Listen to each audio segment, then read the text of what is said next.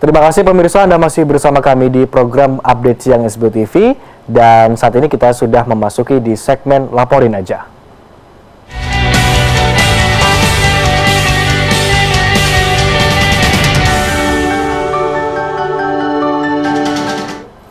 Dan pemirsa, pada siang hari ini tim Laporin Aja telah berada di Dukuh Kupang Timur begitu untuk membahas terkait dengan polemik yang berada di tengah-tengah warga masyarakat terkait dengan surat ijo yang dimana warga meminta kepada pemerintah Kota Surabaya untuk menghapus retribusi yang selama ini dibayarkan oleh warga ke pemerintah Kota Surabaya. Dan untuk hal itu saya sudah tersambung bersama dengan tim Laporin Aja, yaitu reporter Amanda yang akan melaporkan bagaimana sebenarnya aspirasi warga kepada pemerintah Kota Surabaya.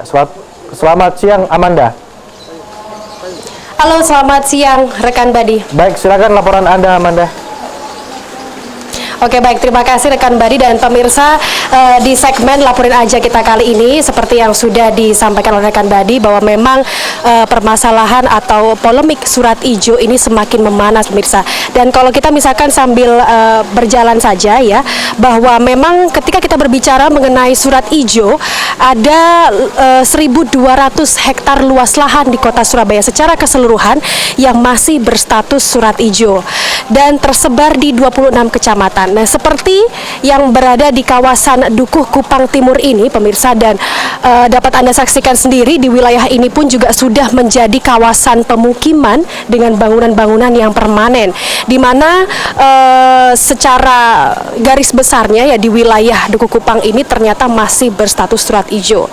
Seperti yang diketahui juga pemirsa bahwa warga masyarakat di sini sejak tahun 1970-an di sini sudah membayar retribusi atau sewa kepada pemerintah Kota Surabaya. Dan di awal tahun ini setelah para warga di sini untuk berupaya mencari tahu sebenarnya terkait dengan sertifikat tanah ini, mereka memutuskan dan secara tegas tidak ingin membayar sewa tersebut dikarenakan kepemilikan daripada sertifikat ini sendiri pun juga sebenarnya bukan dimiliki oleh pemerintah kota, namun ini merupakan tanah negara. Ini yang selaku dari para warga mencoba untuk diupayakan, dan kebetulan dalam kesempatan kali ini para warga pun juga sudah berkumpul.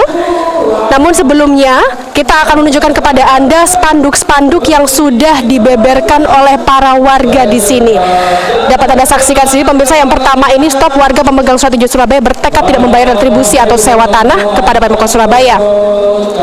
Dan yang di bawah, berdasarkan dari Rekom DPRD Provinsi dan Gubernur Jatim 2018, ada beberapa poin-poin penting di sini yang sudah dijawantahkan. Yakni yang pertama, evaluasi tanah surat ijo dan dikembalikan yang berhak, tangguhkan pungutan surat ijo, dan terakhir adalah para warga menuntut untuk mencabut perda surat ijo. Dan kita akan mencoba berbincang dengan salah satu warga di sini. Monggo silakan, atas nama Bapak siapa Pak? Monggo. Monggo. Bapak siapa? Haryono. Bapak Haryono selaku warga di sini. Selaku warga di sini dan di dalam gerakan hapus surat ijo adalah selaku bendahara gerakan hapus surat ijo. Oke, baik. Pak Haryono, polemik surat ijo ini semakin memanas, nggih Pak. Kalau misalkan kita lihat di sini, akhirnya para warga benar-benar memperjuangkan betul sehingga harus memasang spanduk-spanduk di sini. Pergerakan terakhir dari para warga ini di sini untuk mengupayakan seperti apa, Pak? Pergerakan terakhir upaya warga pengen mendapatkan haknya sebagai sertifikat hak milik. Dan sekarang ini kami kumpulkan seluruh warga untuk menagih janjinya wali kota, Ini bapak-bapak elit-elit politik sudah pada datang ke sini untuk menyampaikan, mengcounter pernyataan-pernyataan Ibu Wali Kota dan staf-stafnya Wali Kota. Kami mengcounter apa yang diucapkan sama stafnya dari Wali Kota. Kemana Ibu Wali Kota? Tolong ditanggapi upaya-upaya warga menagih janji ini. Tolong Ibu Wali Kota memperhatikan memperhatikan warga pemegang surat hijau. Kami sudah mendatangkan elit-elit politik di sini. Saya sudah mendatangkan. Silakan Bu Wali menerima apa itu aspirasi daripada warga pemegang surat hijau. Kami persilakan dari SBO TV untuk menyampaikan, elit-elit politik akan menyampaikan kepada Bu Wali Kota sekarang ini, tolong kami diterima untuk diajak dialog supaya kami tidak liar untuk menghadapi ini. Kami sudah memasang banner-banner ini, tolong ditanggapi elit-elit politik ini supaya diajak bicara. Ya, kami perkenalkan Bapak Taufik selaku Ketua Laboratorium Hukum Ubaya, Bapak Farid SH selaku Pembina Gerakan Hapus Surat Hijau, Bapak Bambang selaku Ketua Gerakan Hapus Surat Hijau. Hapus Surat Hijau. Oke, baik. Langsung saja monggo mungkin dari Pak Taufik terlebih dahulu ya. Pak Taufik ngapunten mungkin bisa sambil berdiri nggih di sebelah sini, nggak apa-apa ya. Oke. Baik. Ini yang lainnya tidak apa-apa sambil duduk saja ya. Pak Taufik, begini, upaya dari para warga ini sendiri pun juga pada akhirnya sudah mencapai di titik tertinggi mereka ya Pak ya. Dari upaya terakhir ini, apa yang membuat keyakinan para warga di sini yang akhirnya meyakini bahwa oke, kita akan menghentikan, tidak akan membayar sewa lagi? Jadi gini, warga ini sudah 50 tahunan lebih membayar surat hijau. Selama ini analisanya selalu terbentur pada bahwa ini aset Pemkot. Dari hasil analisa kita, kajian-kajian yang kita temui, bahwa ini bukan aset kota, ini bukan aset Pemkot, tapi ini adalah tanah negara. Nah, kita kaji sejarahnya. Sejarahnya sejak zaman Belanda, memang dulu pemerintah Belanda itu mempunyai hak untuk menyewakan karena tanah domain Volklering itu dia kuasai semua. Dalam rangka cari uang, dia nyewakan tanahnya gitu. Tetapi setelah zaman merdeka dan Undang-Undang Nomor 5 tahun 60 itu semua dihapus. Hak-hak Belanda, peninggalan Belanda itu tidak boleh karena mereka orang warga negara asing tidak boleh memiliki tanah di Indonesia. Keluarlah Undang-Undang Nomor 5 tahun 60 diajukan semua tanah peninggalan Belanda menjadi tanah negara. Nah, tanah negara gitu ya. Nah, karena tanah negara, maka poinnya nggak bisa semena-mena tahu-tahu Pemkot itu mengklaim bahwa tahun 50 saya udah punya tanah itu gitu. Tahun 50 punya tanah itu, tanah sewa sudah keluar terbitnya karena memang zaman itu masih mengikuti aturan Belanda, paradigma Belanda itu ya selama tanah negara ya disewakan boleh gitu. Tapi setelah tahun 50 tahun 60 itu Undang-Undang UPH menjelaskan bahwa tidak ada tanah sewa terhadap rakyat. Jadi tanah negara terhadap rakyat itu tidak ada sewa, nggak boleh gitu. Makanya klaim Pemkot terhadap bahwa aset ini aset Pemkot nggak berdasar, nggak punya alas hak. Kalau tidak punya alas hak dan itu menjadi milik tanah negara, maka siapa yang boleh memprioritaskan? Undang-undang memberi peraturan bahwa pendaftaran tanah itu terhadap harta-harta peninggalan Belanda yang dikuasai rakyat, artinya dikuasai secara fisik rakyat, jadi secara fisik dan dia membayar pajak, maka prioritasnya untuk mengajukan sertifikat itu berada pada rakyat. Pemkot nggak boleh, undang-undang itu menjelaskan bahwa tanah negara tidak boleh disewakan gitu. Nah, kalau ini terus dilakukan selama ini kan kita juga kasihan teman-teman Pemda bahwa teman-teman ini bisa melihat sebagai sebuah perbuatan melawan hukum. Undang-undangnya nggak boleh kok diteruskan. Jadi kalau ini kemudian masuk dalam objek KPK, polisi memeriksanya, harusnya benar. Asetnya bukan aset Pemkot. Apa aset Pemkot? Menurut undang-undang adalah aset milik daerah itu adalah barang yang dibeli melalui APBD atau melalui perolehan yang sah. Nah, kalau tanah hijau ini Pemkot nggak pernah mengeluarkan apa-apa, nggak pernah investasi di dalamnya, nggak pernah melakukan tindakan-tindakan penguasaan yang menguasai semua rakyat, kok tahu-tahu di drop surat hijau. Kita dapat bukti dari hal ini adalah bahwa banyak teman-teman ini yang dulu punya tanahnya sejak zaman Belanda, zaman kakeknya, kemudian dilanjutkan zaman neneknya, bapaknya, sampai sekarang. Itu tanah Belanda, karena tidak didaftarkan pada tahun 90-an, Tahu-tahu Pemkot langsung ngedip, ikut tanahku, asetku, loh. Dasarnya apa? Jadi alas hak dia menguasai tanah itu kemudian menerbitkan surat ijo pada masyarakat dan masyarakat tidak boleh mengajukan sertifikat walaupun secara undang-undang prioritasnya ada di masyarakat. Kenapa ini dihalangi? Ternyata ada surat wali kota kepada BPN yang melarang memproses permohonan hak surat ijo karena dianggap bahwa itu aset daerah. BPN juga bilang ya karena aset daerah selesaikan dulu dengan daerah deh gitu. Nah sekarang persoalannya adalah sebenarnya Pemkot ini mau melepaskan apa tidak. Kalau ini untuk warganya ya harusnya dia punya etikat dong, ini untuk wargaku aturannya seperti ini. Kalau memang ada kesalahan pada tahun 90-an itu tanah-tanah didaftarkan semua menjadi aset Pemkot, pendaftaran itu yang salah. Nah kalau salah ya maaf deh gitu, ayo salah ya, ayo kita perbaikin deh, baiknya gimana sih gitu. Nah teman-teman di daerah lain seperti Jakarta, Makassar, itu mereka sudah punya aturan terhadap tanah hijau itu dibebaskan hanya membayar 25% dari NJOP. Sementara di Surabaya diwajibkan membayar appraisal. Jadi kebijakannya ada di sini yang saya kira kurang tepat. Masyarakat itu bukan tidak bayar. Kalau memang kewajiban pemerintah harus dipenuhi, dia penuhi. Tapi kalau kemudian membayar tanah terhadap yang pernah dibelinya kembali dulu, kemudian sekarang dibelinya dengan harga appraisal hari ini ya nggak adil. Ini landasan hukum apa yang digunakan oleh pemerintah kota? Karena dari tahun 70-an kan mereka menarik retribusi ya Pak ya? Pemerintah kota ini memakai paradigma Belanda bahwa tanah negara itu dia bisa sewakan. Nah ini semua sudah dihapus dengan Undang-Undang Nomor 5 tahun 60. Jadi kalau mereka merasa bahwa tahun 650-an sudah punya hak atas sewa tanah itu benar, karena itu menganut pada hukum Belanda, gitu. Nah pada Undang-Undang 5 tahun 60 nggak ada lagi, semua tanah hak Belanda itu dihapus. Terbitlah tanah negara.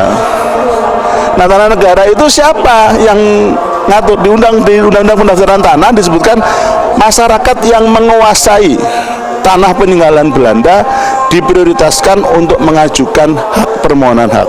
Apa permohonan hak? Ya hak milik, HGB untuk masyarakat. Nah ini yang harus diberi pengertian. Masyarakat ini saya kira tidak mau ingin rame. Ayo selesaikan deh ke depan. Yang belakang yang sudah salah-salah udah dianggap salah gitu. Tapi yang ke depan ini mari kita perbaiki bagaimana yang benar. Baik Pak Taufik, ditahan dulu begitu ya. Pemirsa, kita masih akan melanjutkan diskusi kita, di mana juga nanti kita akan berbincang langsung kepada gerakan hapus surat ijo. Kami akan segera kembali.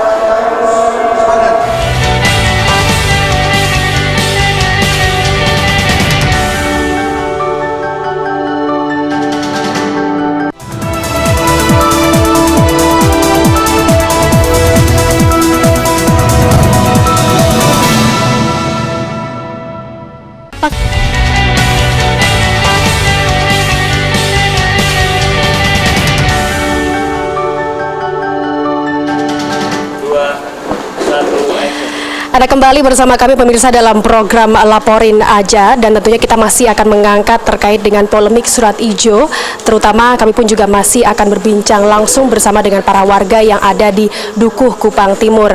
Baik, kalau tadi kita sudah berbincang dengan Pak Taufik ya, landasan awalnya seperti apa adanya polemik surat ijo ini sendiri.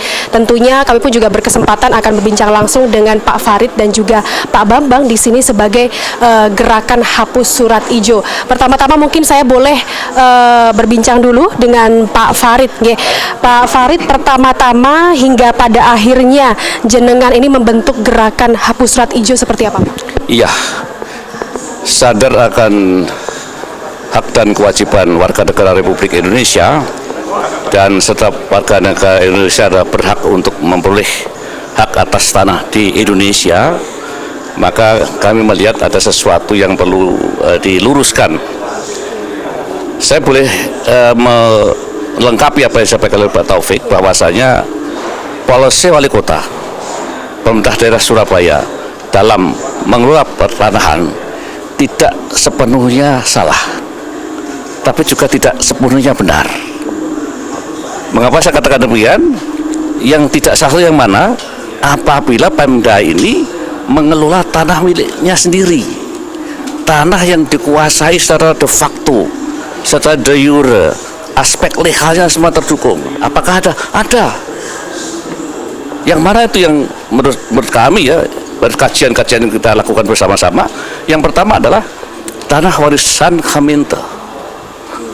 Khaminta dulu pada saat penyerahan dari tahun 50-an itu luasannya hanya pada 7 kecamatan.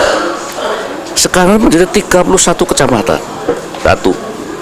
Yang kedua adalah tanah-tanah yang dibeli oleh Pemda dari APBD sendiri. Kas daerah. Itu pasti itu adalah haknya Pemda untuk mengelolanya. Yang ketiga adalah tanah-tanah bondo desa, yaitu tanah-tanah dari pemekaran tadi yang dari 7 kecamatan menjadi 31 kecamatan. Bondo desa itu adalah seakan-akan gaji bagi perangkat desa yang tidak menerima gaji bulanan, tapi dia dapat ganjaran dari pemerintah berupa bondo desa itu. Nah, berhubung status desa itu sudah berubah menjadi kota karena ada penyerahan dan pemekaran kota Surabaya, maka tanah-tanah bondo desa itu menjadi tanahnya Pemda Surabaya. Itu baik, itu mutlak haknya Pemda Surabaya. Yang keempat adalah hak pakai yang sejak lama sudah dimiliki, dikuasai, digunakan oleh Pemda sendiri. Contohnya apa? Kantor-kantor, kemudian ada balai-balai pengobatan, ada ya semua perkantoran yang intinya mendukung sistem pemerintahan, itu semua kan hak-hak pakai semua. Itu jika mau diatur oleh wali kota, mau diapakan, monggo. Nyambung apa yang dikatakan Pak Taufik tadi, di luar tanah itu mari kita berbicara yang baik. Maksud saya bahwa tanah-tanah negara yang tadi saya sampaikan oleh Pak Taufik, bekas ex-Eigenom, bekas Erbach, bekas Obstal, bekas tanah-tanah yang pernah dikuasai oleh Partai Komunis untuk kepentingan lembaga-lembaga komunis, itu semuanya adalah tanah negara. Lah, karena tanah negara, maka yang ngatur, yang mengurus adalah negara. Negara dalam hal ini berdasarkan undang-undang yang ditugasi adalah bukan wali kota, tetapi adalah Kementerian BPN, ATR BPN. Lah, karena itulah, karena sekarang rancu, setiap orang mengatakan atau pejabat mengatakan seakan-akan semua yang ada di daerah itu adalah miliknya dia. Maka petunjuk permohonan saya, Bu Wali dapat bicara dengan kita, kemudian dapat ada inventarisasi. Ya. Ditahan dulu Pak Farid, ini kebetulan ada ibu-ibu di sini yang juga menangis. Silakan Ibu ke sini. Baik. Ibu. Tolong bebaskan surat hijau, Bu. Saya sudah tua, Bu. Kapan lagi, Bu? Kasihan, Bu. Tolonglah, Bu. Bebaskan surat hijau, Bu. Saya Ibu ceritakan perasaan Ibu selama ini Anda harus membayar retribusi selama berpuluh-puluh. Saya terlalu keberatan, masa bayar 2 kali surat hijau sama PBB. Gimana itu, Bu? Baik, atas nama Ibu siapa? Mohon maaf. Ibu Rini Susanti, Ibu Rini di sini sudah tinggal sejak tahun berapa Ibu? tahun 86, tapi saya belinya 83. Jadi sudah 30 tahun lebih saya di sini, tapi ya masih tetap suruh bayar aja. Terima kasih Ibu Rini ya. Oke, baik. Ini Baik, lanjut. Nyambung tentang keberatan tentang pembayaran. Retribusi layaknya adalah bisa dikutip atau harus dikutip oleh Pemda. Manakala Pemda berbuat sesuatu, contoh konkret pasar misalnya, yang dibangun oleh Pemda. Orang yang jualan di sana dikutip retribusi, itu adalah wajar. Parkir di jalan-jalan yang bangun pemerintah, jika benar ada parkir di sana harus dikutip untuk retribusi, itu adalah tepat. Tetapi yang namanya tanah-tanah seperti itu, Ibu Rini apa ini, ketika datang ke sini itu masih sawah-sawah, masih Tegalan yang tidak beraturan. Dia yang menguruk, dia kemudian dan membuat jalan kampung ini, masang listrik bersama-sama, kemudian juga air gotong royong memasang. Begitu saya sudah di kampung bagus seperti ini, kok kemudian ada retribusi. Pernahkah Pemda ini berbuat sesuatu untuk tanah ini? Ya, jika pasar setuju ada retribusi, tempat parkir setuju saya. Tapi tanah-tanah ini mari kita urai kembali persoalannya. Apalagi tadi Pak Taufik mengatakan bahwa ada pasal-pasal dari HPL yang tidak dipenuhi oleh wali kota. Pasal mana itu? Ada pasal 6 dari HPL yang pernah diterbitkan oleh pemerintah yang mengatakan apabila bagian daripada kawasan yang telah diterbitkan HPL untuk kota itu terdapat penghunian, terdapat penggarapan, maka wali kota wajib untuk menyelesaikan terlebih dahulu akan masalah ini. Penyelesaian mungkin bisa jadi dengan reslah, bisa ganti rugi, bisa dibeli. Ini tidak ada langkah ke sana. Apalagi yang namanya HPL itu terbit jauh setelah mereka semua berhuni. Yang saya tahu di Bratajaya dihuni sejak tahun 50-an. HPL terbit tahun 97. Ini mestinya dikeluarkan dari peta HPL itu sendiri. HPL itu dapat dikuasai penuh oleh pemerintah, manakala kawasan itu kosong tanpa penghuni. Nah, meskipun ada penghuni boleh wali kota mengaku sebagai tanahnya asal diganti rugi, bicara dengan masyarakat, sosialisasi yang jelas agar supaya kami andaikan melepas itu kemudian ada hak dan kewajiban yang diselesaikan sebelumnya. Nyambung tentang tadi di beberapa tempat pungutan yang namanya PBB itu selangit, Pak. Kami punya anggota di Perak, tanahnya hanya 300 meter untuk penginapan, itu PBB-nya lebih dari 40 juta. Retribusinya tahu 110 juta. Ada terbelak kenapa? Ya, Sangat tinggi sekali. itulah makanya tadi Bu Rini nangis karena itu. Kemudian Bu Rini ada di Dukuh Kupang, yang di Dukuh Kupang seperti itu. Bayangkan. Baik, begini, mohon maaf Pak Farid, ini kita mungkin akan mencoba langsung bertanya dengan para warga, begitu ya Pak ya. Di mana? Monggo, silahkan. Ibu? Ya. Oh, oke, baik. Siapa mungkin dari ibu-ibunya di sini? Silahkan. Ayo. Ibunya? Ibunya, monggo, silakan. Ayo. Nah, atas nama ibu siapa? Bu Wiwi. Ibu Wiwi.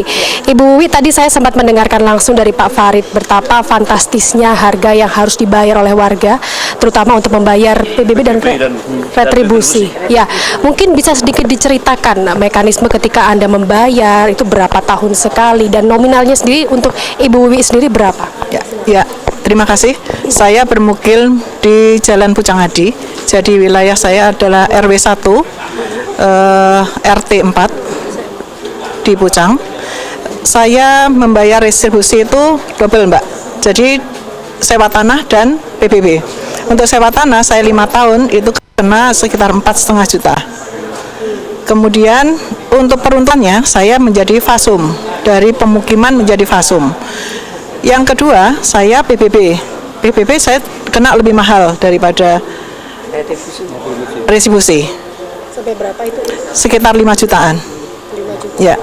Jadi berarti totalnya kurang lebihnya Setahun. PBB setahun. Berarti total biaya yang harus Anda keluarkan kurang lebihnya sekitar 10 juta. 10 juta. Itu sewa tanah harus kita bayar per tahun, Mbak. Dalam jangka waktu 5 tahun kita harus perpanjangan sewa tanah lagi.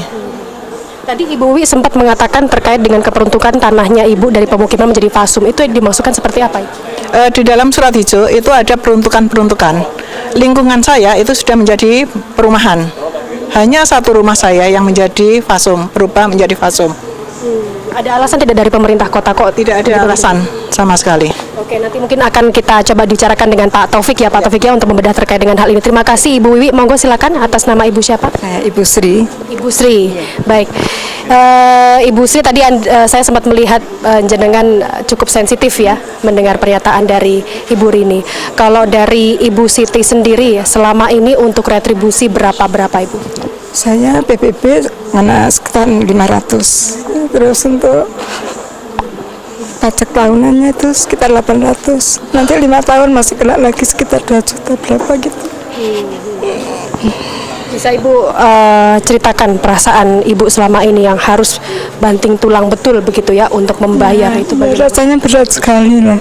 Ya berat untuk diri saya ya, untuk teman-teman juga ya di wilayah yang kena yang wilayah surat hijau semuanya. Saya mohon ya dibebaskan untuk kalaupun kita dapat PBB memang enggak masalah kalau PBB memang harus gitu. Tapi untuk surat hijaunya 1 tahun, 5 tahun kita harus cari uang untuk bayar ke Pemkot gitu ya. Ya saya mohon untuk Wali Kota Surabaya dibebaskan untuk surat hijaunya gitu. Untuk di rumah tinggal sendiri atau ada berapa keluarga? Sebetulnya tinggal sendiri, tapi kebetulan anak saya ada yang tinggal bersama saya. Tapi kan kalau jam segini kerja gitu.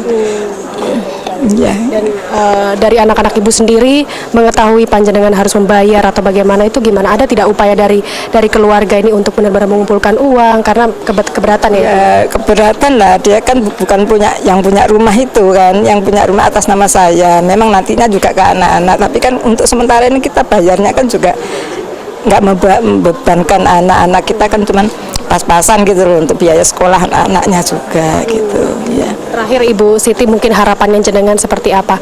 Monggo silakan disampaikan, mungkin bisa disaksikan oleh Ibu Wali Kota. Iya, harapan saya pada Ibu Wali Kota Surabaya, saya mohon untuk pemegang surat hijau di wilayah Surabaya untuk dibebaskan pajak-pajaknya, diganti dengan sertifikat ya, itu aja. Nah, kalau PBB sih memang kita wajib bayar gitu aja ya. Ya soalnya kita keberatan lah untuk setahun sama 5 tahunnya itu kan banyak jadinya ini. Oke, baik. Ya. Terima kasih Ibu Siti ya. Saya akan kembali lagi. Kalau tadi sudah bersama dengan Pak Farid, monggo silakan Pak Bambang selaku Ketua Gerakan Hapus Surat Ijo. Pak Bambang, dari segala upaya yang sudah dilakukan, mungkin bisa ditunjukkan bukti-bukti, mungkin dokumentasi yang dimiliki untuk mengupayakan agar tidak lagi membayar retribusi para warga di sini. Ya, terima kasih. Selamat siang saudaraku Surabaya. Hapus surat hijau. Hapus surat hijau. Hapus surat hijau. Kita sudah mendengarkan baik itu secara de facto maupun de jure yang disampaikan oleh kedua tokoh ini. Yang pertama adalah Pak Taufik, kemudian pembina saya adalah Pak Farid, dan juga testimoni dari beberapa teman. Sebenarnya singkat saja, Gerakan Pejuang Surat Hijau ini adalah bukan ingin menentang kebijakan pemerintah, tapi yang jelas Gerakan Pejuang Surat Hijau ini ingin membantu pemerintah Kota Surabaya di dalam rangka menyelesaikan masalah tanah. Dan secara hukum, secara de facto sudah disampaikan mengapa masih harus dikutip dari dua, yaitu PBB maupun retribusi. Ini harapannya adalah sesegera mungkin Bu Wali harus menyikapi ini, karena ini jangan sampai berlarut-larut. Kami para pemegang surat hijau ini sebenarnya secara faktual sebenarnya sudah menempati lebih dari 30 tahun. Padahal di dalam Undang-Undang nomor 5 tahun 60 itu apabila tanah-tanah negara yang dikuasai secara terus-menerus 20 tahun itu bisa ditingkatkan hak atas tanahnya itu menjadi sertifikasi. Ini harapannya.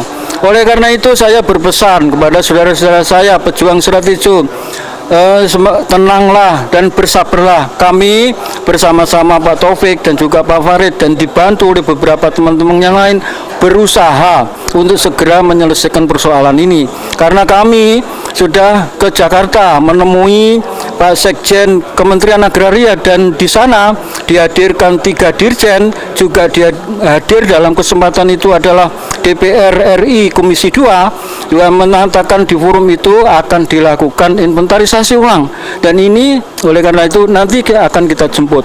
Berkenaan dengan itu para pemegang surat hijau, karena nanti akan dilakukan inventarisasi ulang, tentu harus dipersiapkan oleh para warga ini. Apabila dilakukan inventarisasi ulang, para warga pemegang surat hijau bisa menunjukkan adalah alas hak, kemudian cerita masa dulu dikuasai sejak pertama sampai berapa tahun. Ini semuanya akan membantu untuk mendukung semuanya ini dalam rangka inventarisasi ulang. Oleh karena itu saya berharap kepada pemegang surat hijau, kami mohon doanya agar perjuangan ini segera selesai. Jangan lama-lama, 2 bulan lagi harus selesai. Hapus surat hijau. Yes. Hapus surat hijau. Yes.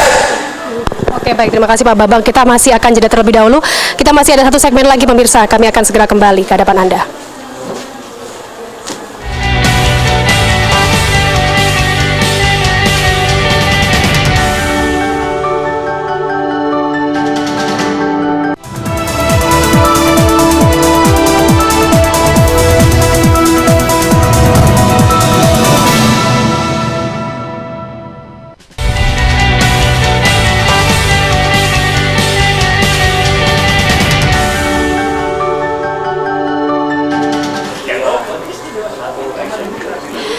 Baik pemirsa, terima kasih Anda masih tetap bersama kami di segmen Laporin Aja, dan kita masih berada di wilayah Dukuh Kupang Timur. Di segmen awal dan juga kedua pemirsa, kita sudah mendengarkan sendiri bagaimana upaya daripada para warga untuk mencoba menghapuskan yang adanya pembayaran retribusi itu sendiri. Dan kita pun juga sudah sempat mendengarkan sendiri keluhan-keluhan dari para warga yang sangat keberatan terkait dengan pembayaran 2 kali, baik itu retribusi maupun juga PBB. Tentunya di segmen kita kali ini kita ingin mengetahui langkah-langkah apa saja yang sekiranya akan diambil oleh warga untuk terus mengupayakan terkait dengan polemik surat hijau ini sendiri. Namun sebelumnya kita akan mencoba untuk memanggil, monggo silakan Pak Gunawan. Ya. Baik, Pak Gunawan, mungkin bisa diceritakan ya dari awal, mungkin ya dari upaya-upaya yang sejauh ini akan Anda lakukan ini seperti apa, dan Anda selalu. Ya, saya mewakili warga juga. Saya kebetulan rumah saya di daerah Kutisari, dan ternyata di daerah Kutisari terus juga banyak pemegang surat hijau. Dan selama ini kami pembeli tanah di surat hijau itu tidak ada pemberitahuan bahwa ini adalah surat hijau, dan dari broker dan lain-lainnya hanya diinformasikan bahwa ini bisa diperjualbelikan seperti biasa. Dan ternyata itu yang banyak menipu masyarakat, yang menjerat masyarakat, akhirnya masyarakat membeli. Dan ternyata setelah mereka membeli dan mereka mau meningkatkan statusnya menjadi hak milik, nggak bisa. Nah, ini yang banyak sekali yang dikeluhkan oleh warga. Dan karena itu kami sebagai warga meminta bantuan Pak Bambang selaku ketua dari Gerakan Pejuang Hapus Surat Hijau untuk memperjuangkan nasib warga ini. Oke, karena memang kebetulan tidak hanya dari Dukuh Kupang Timur pemirsa, bahwa yang dari wilayah Kutisari yang diwakilkan oleh Pak Gunawan ini sendiri ternyata pun juga bermasalah terkait dengan surat hijaunya. Kalau saya boleh tahu, total ada berapa persil Pak di Kutisari yang masih surat hijau?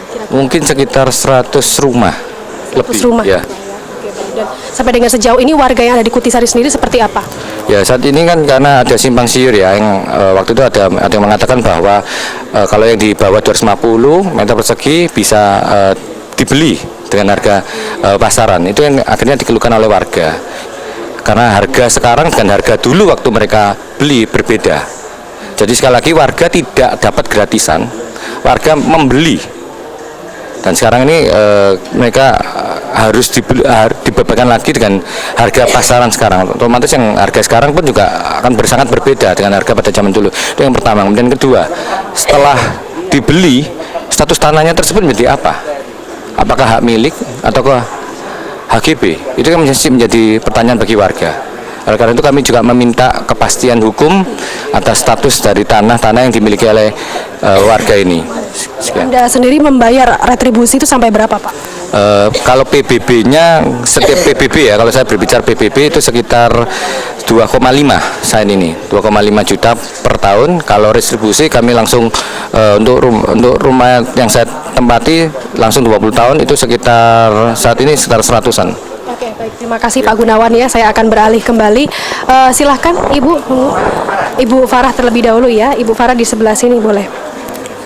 Baik, dari Ibu Farah, wilayah Dukuh Kupang juga Ibu rumahnya? Bukan, saya rumahnya di Ngagel Tama Utara, Gang 1 nomor 26.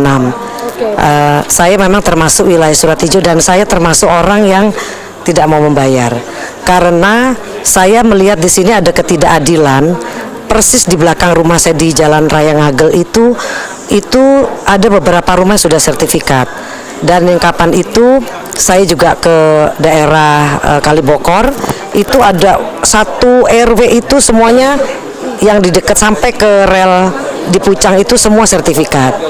Nah, karena di sini semua ada ketidakadilan, jadi saya memang sudah bertekad saya tidak mau membayar sebelum kejelasan ada. Karena kalau tidak ada kejelasan seperti ini, berarti saya ikut membantu. Nanti kalaupun saya melihat gerakan ini kan sudah turun, sudah melaporkan ke KPK. Nah, jadi artinya saya tidak mau membayar sudah sejak lama karena ini adalah pungutan yang menurut saya tidak jelas. Tapi Anda sendiri pun juga sudah membayar ya? Dulu sempat membayar, akhirnya saya stop karena begitu saya lihat tidak ada ketidakadilan di sekitar saya, banyak surat yang sudah sertifikat. Sampai berapa Ibu membayarnya pada saat itu? Saya saat itu membayar kira-kira PBB itu udah terkena 4 juta atau 6 juta, terus saya sudah membayar itu, akhirnya saya stop. Orang tua saya juga kebetulan tinggal di Baratajaya, membayar rajin saya suruh berhenti. Oke, baik, terima kasih Ibu Farah ya. Saya akan beralih kembali. Silakan Ibu, ini terakhir. Oh, Bapaknya dulu? Oke, baik. Boleh, Bapak. Atas nama Bapak siapa, Pak? Saya Pak Wadi. Pak Wadi. Oke. Pak Wadi, mungkin bisa diceritakan Anda selama ini untuk membayar retribusi berapa, Pak? Saya sejak 92 tidak pernah membayar. Karena di kota manapun di wilayah Indonesia ini tidak ada yang menyewakan tanah kecuali Pemkot Surabaya. Di seluruh saya dari Semarang itu jadikan hak milik atau hak guna bangunan.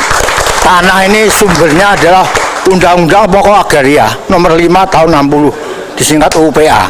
Tanah ini untuk rakyat, bukan untuk Pemkot. Sedangkan Pemkot, Anda lihat semuanya, tingkat 1, tingkat 2, kantor-kantor itu semuanya hanya hak pakai. Jadi dia nggak berhak untuk menyewakan. Jadi kasihanlah, saya ulangi lagi, tidak ada kabupaten, kota madya manapun, provinsi manapun yang menyewakan tanah kecuali Surabaya. Dia akan menyamakan dengan PT Kereta Api, PT Pelabuhan, itu Belanda. Hak ekonominya Belanda dilimpahkan pada PT Kereta Api dan PT Pelabuhan. Ini mau ikut-ikut itu tidak bisa. Tanah ini buat rakyat, bukan untuk Pemkot. Jadi seharusnya Pemkot sadar. Payung hukum yang digunakan adalah Undang-Undang Pokok Agraria nomor 5 tahun 60. Selesai sebenarnya. Tidak usah takut dengan itu. Dan dikatakan aset, kapan dia beli tanah? Tidak ada beli tanah. Jadi karena orang ditakuti dengan semuanya aset Pemkot. Kapan dia beli? Nggak pernah. Tanah ini untuk rakyat. Zaman Bung Karno itu udah lama. Tanah dikeluarkan Undang-Undang Pokok Agraria nomor 5 tahun 60 supaya tanah itu punya status tanah yang jelas, hak yang jelas untuk rakyat semuanya, untuk kesejahteraan rakyat. Sedangkan sini rakyat ditekan membayar 2 pajak tanah dan PBB. Dimanapun negara manapun tidak ada satu wilayah yang membayar 2 pajak. Satu objek pajak kena 2 pajak itu hanya di Surabaya. Terima kasih, sekian. Terima kasih. Mungkin agak maju sedikit, Ibu, atas nama Ibu siapa? Saya Bu Indriani, saya warga Kelurahan Penilit, tepatnya di Emung Bawono nomor 6. Dulunya waktu zaman Belanda kan namanya Deleter Plan namanya, sekarang kan sudah diganti Emung Bawono. Nah, ayah saya awalnya itu kan kerja sama pemerintah Belanda, dapat fasilitas rumah di situ. Sejak ayah saya menikah tahun 42, saya kan lahir 45. Saya sampai sekarang ya di situ gitu loh, dari sejak tahun 45 sampai sekarang gitu loh. Nah, terus tahun 51 kan ayah saya meninggal dunia, terus sebagai warisnya kan ibu saya juga mengadakan perjanjian sewa menyewa dengan Kota Madya. Suratnya itu ada juga, itu tulisannya kan founding nomor berapa kan ada 1561 gitu. Terus belakangan kan diganti pengolahan sampai sekarang kan surat hijau semua itu sampai sekarang. Ternyata pada tahun ini kan terus luas tanahnya depan itu kan 6 meter. Tahun 2016 dijadiin 10 meter sekarang itu. Kita ngawali, kita lapor ke sampai ke Bu Risma apa sudah terus sama pejabatnya namanya Bulin. Nggak bisa ngomong sebutnya. Terus dia mengumpulkan uang ini loh, saya ganti saya kembalikan uangnya. Ya dari itu saya nggak terima itu loh. Kan terlalu berat loh. Biasanya 6 meter kok sekarang diganti 10 meter gitu loh. Terus belakangan kalau setelah kita komplain dijadikan 8,5 meter. Ya sampai sekarang ini saya juga keberatan Pak Bu. Mungkin dari Ibu Lili nggih, Bu Indri, mohon maaf. Ibu Indri sendiri membayarnya itu pada saat itu sampai berapa Ibu? Apanya? Untuk retribusi maupun juga. Oh ya 2 jutaan. Retribusinya 2 juta. PBB-nya sendiri Bu? PBB-nya sekitar sekian 2 jutaan. Nah, PBB itu Bu, karena rumah saya kan jumlahnya kan totalnya bangunan dan tanah kan lebih dari 1 miliar, langsung kenakan 2%. Jadi biasanya kan 1%, sekarang 2% langsung. Masih 2%. Iya. Terakhir Ibu Indri, mungkin harapannya jenengan seperti apa Ibu? Ya kalau saya bisa ya, karena kita sudah lama bertahun-tahun membayar retribusi dari itu ya. Gimana kalau caranya kalau bisa disertifikatkan, jadi saya itu bisa lego gitu loh, Mbak. Bisa lego. Jadi saya kalau mau usaha taruh di bank, banknya enggak percaya kalau surat hijau, enggak dapat fasilitas. Nah gimana kalau dapat sertifikat kan bisa dijaminkan di bank untuk usaha kita, untuk apa kan bisa macam-macam gitu. Baik, ya. Terima kasih Ibu Indri ya. Silakan duduk kembali. Langsung saja, Bapak. Atas nama Bapak siapa ini? Pak Amirin. Bapak Amirin selaku apa? Mohon maaf tadi. Ya, saya pejuang surat hijau juga dengan teman-teman Pak Farid Mabra Bambang. Baik. Ya. Pak Amirin mungkin bisa dijelaskan ya terkait dengan peraturan perundang-undangan yang dari dulu sampai dengan saat ini dirasa tumpang tindih untuk yang surat hijau ini. Ya. Jadi kalau bicara masalah undang-undang, ya sejak tahun 60 itu sebetulnya tanah itu harus dibebaskan untuk pemegang hak tanah, ya, yang sudah menempati 20 tahun. Satu, kedua, rekom gubernur itu sudah 2 kali. Tahun 81 keluar, tahun 2018 keluar kemarin, 2 bulan yang lalu. Tapi Pemkot itu tidak pernah mereken rekomnya gubernur. Apa gunanya seorang gubernur, kan gitu. Seorang gubernur itu kan wakil daripada pusat, ya. Jadi istilahnya mereka hanya mengadakan perda. Perda itu historisnya itu hanya ketika tahun 50 itu Pemkot itu tidak mempunyai PAD, akhirnya disewakan.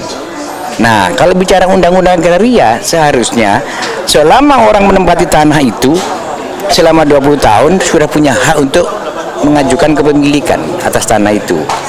Seharusnya itu, ya. Akhirnya sama Pemkot itu dibolak-balik melalui perda. Nah, sekarang pertanyaannya, apa fungsinya perda? Lebih kuat mana? Nah, sekarang 2 bulan yang lalu Gubernur Jawa Timur sudah mengeluarkan juga melalui Komisi A. Ya, sudah dianalisa melalui seminar nasional yang sekarang sudah di Menteri BPN, tapi sampai detik ini wali kota tetap membisu. Nah, saya pengalaman, se-Indonesia nggak ada surat hijau. Saya malu jadi orang Surabaya. Ya, saya malu jadi orang Surabaya. Kenapa? Setiap kali saya keliling Indonesia, seluruh pemerintahan tanya ke saya, Pak, apa surat hijau itu? Bonek, saya bilang gitu. Ya, karena mereka berdasarkan perda, ya, berdasarkan perda. Nggak ada gunanya perda itu, nggak ada sinkronisasi dengan undang-undang. Hanya karena mereka mau narik retribusi. Tarikan menurut saya bukan hanya 2 kali, 3 kali. Retribusi tahunan, retribusi 5 tahunan, sama bayar pajak tanah.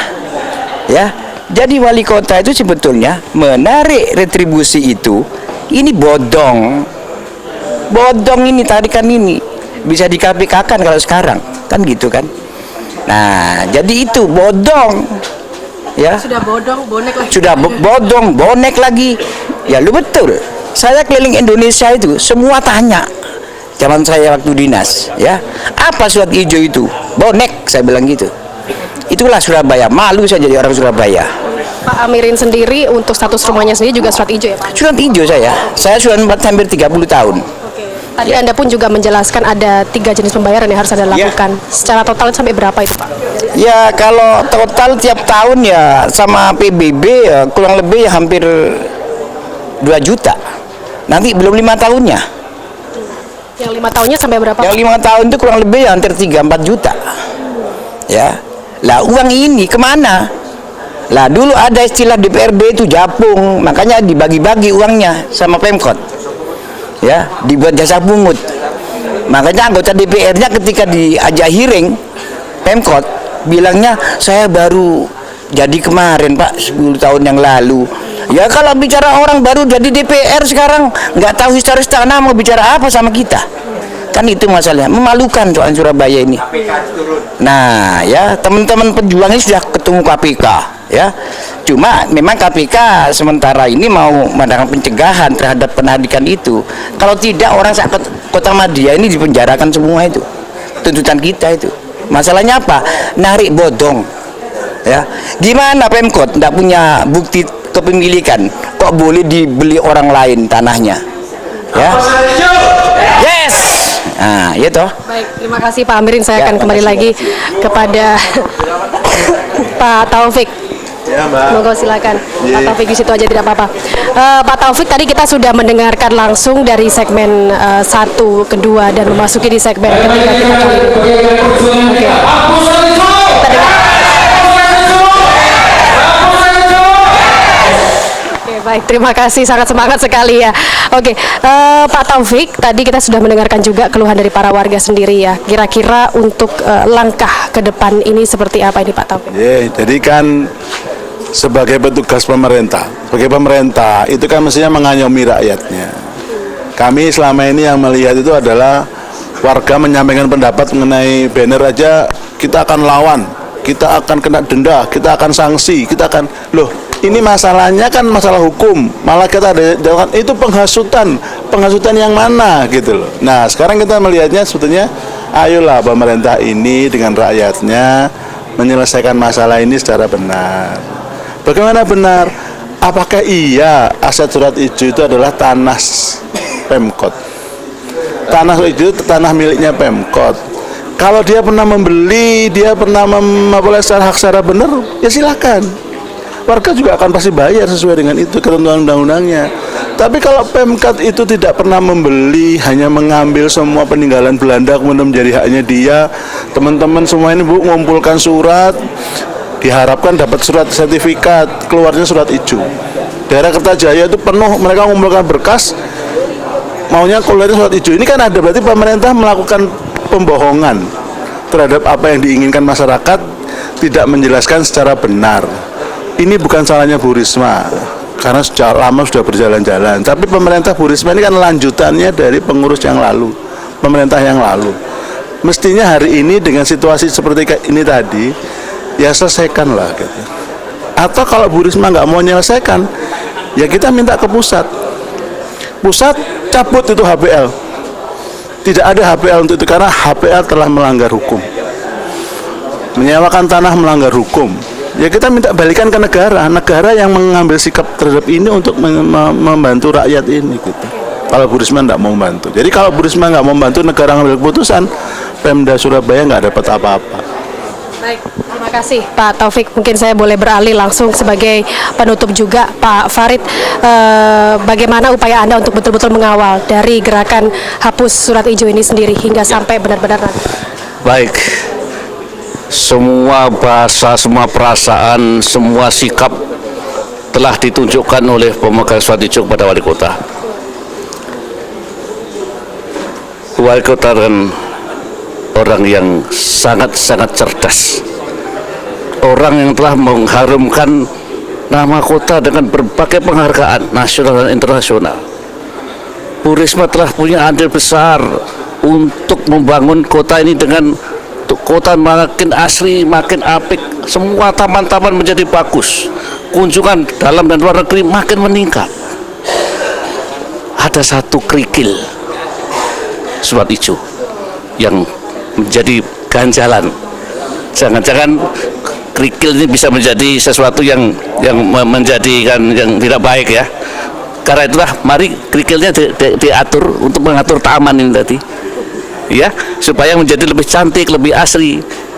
Karena itulah saya berharap Bu Wali segera memanggil kami, ya, untuk bicara yang baik, yang tenang.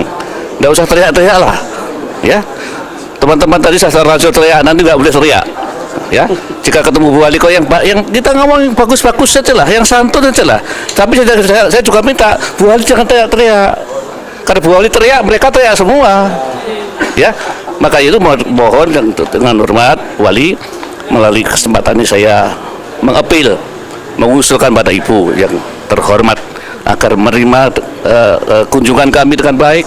Kami akan tunjukkan semua data-data seperti yang tadi sampaikan oleh Pak Taufik tadi.